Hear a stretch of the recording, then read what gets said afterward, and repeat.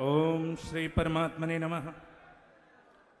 श्री पुरुषोत्तम शनमूलां श्री विष्णु स्वामी मध्यमा अस्मदाचार्य पर्यन्तां वंदे गुरु परंपरां। वंदे महापुरुष ते चरणारविंदम।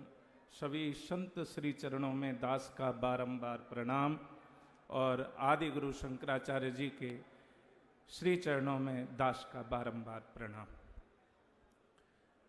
वर्तमान समय में अपने ध्येय पर अविचल दृष्टि रखकर मार्ग में मखमली बिछोने हों या कांटे बिखेरे हों, उनकी चिंता ना करते हुए जो निरंतर क्रियाशील व्यक्तित्व को धारण किए हुए हैं, ऐसे देवकी नंदन जी को बार बार शुभ आशीर्वाद। यहां हमें जो एकत्रित होना पड़ा है, ये हमारा दुर्भाग्य है। दुर्भाग्य क्यों है? क्योंकि हिंदुस्तान पहले ही धर्म के आधार पर बंट चुका था और आज उस धर्म को कोई ध्यान नहीं रखता है। यहां तक कि बड़े बड़े नेता, आप देख रहे होंगे महाराष्ट्र में फतवा जारी हो रहा है और फतवा जारी में कहते हैं कि कोई वोट मत देना, हमें विधर्मी कहा जाता है। आप किस दिन एकत्रित होंगे? किस दिन आपको एकत्रित होने के लिए सोचना होगा? आरएसएस की स्थापना हुई आजादी से पहले 1925 में, लेकिन हिंदू तब भी एक नहीं हुआ। उसके पश्चात में यहां बट गए, चले गए, और तो और जो हमारी जमीन थी आजादी के बाद, जिस पर हमारा अधिकार था, जहां हमारे बड़े बुजुर्ग रहते आए हैं, आज उस जमीन पर भी वक्फ बोर्ड के नाम पर आज हमें चिन्हित किया जा रहा है। हमारे देव स्थानों को हमसे छीना जा रहा है।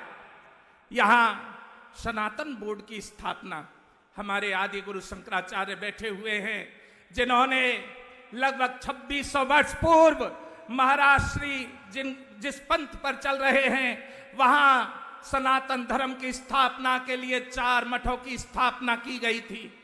आज उन मठों का आधार भी ऐसे लग रहा है जैसे कि बद्रीनाथ में महाराज श्री, आपने देखा होगा कि एक विधर्मी कहता है ये बद्रीनाथ नहीं है, ये तो बदरुद्दीन की दरगाह है।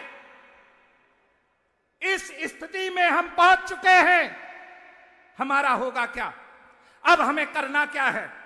एक राजा के यहां एक बकरी थी और राजा ने ढिढोरा पिटवा दिया कि जो मेरी बकरी को तृप्त करेगा मैं उसे 1000 स्वर्ण मुद्राएं दूंगा।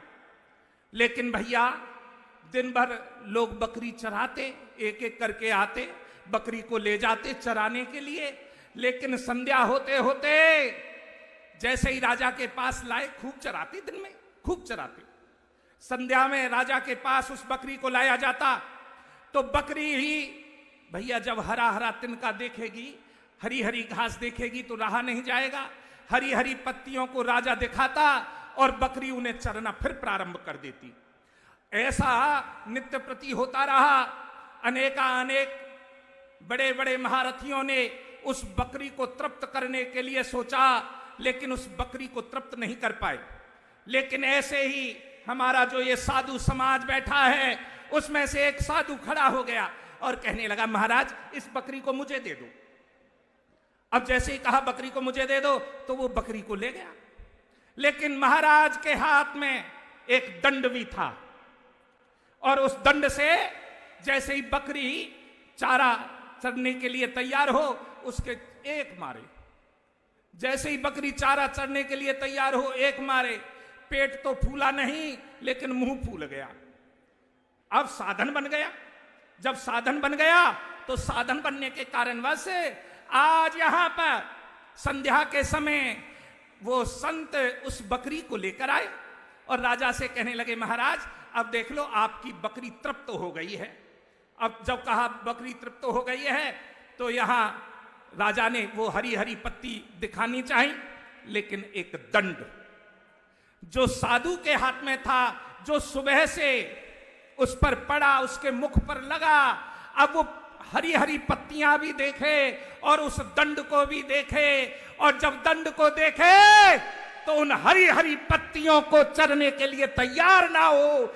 यही हमारा सनातन बोर्ड है, जिसे ऐसा अंकुश लगाना है, ऐसा अंकुश लगाना है कि ये जितने हरी हरी पत्ती दिख रही हैं, जो हमारे मंदिरों पर, हमारे गुरुद्वारों पर, हमारे जितने भी सनातन धर्म के स्थान हैं, उन पर जो अपना अधिकार प्रस्तुत कर रहे हैं वो प्रस्तुत ना कर सकें। ये संत समाज आज वही दंड लेकर खड़ा हुआ है, और आज उस दंड को संभालने के लिए हमारे आदि गुरु शंकराचार्य हैं, हमारे मध्य में हैं। तो मेरा आप सभी से केवल एक ही अनुरोध है, आग्रह है कि ना हम बटेंगे और ना हम कटेंगे। हमें तो बस सनातन बोर्ड ही चाहिए, और जितने भी ये चरने वाले हैं उनके मुंह पर तो फिर दंड ही लगेगा।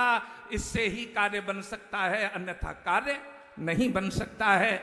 यदि मेरी वाणी से किसी को आघात पहुंचा हो तो क्षमा प्रार्थी हूं। जय श्री राम।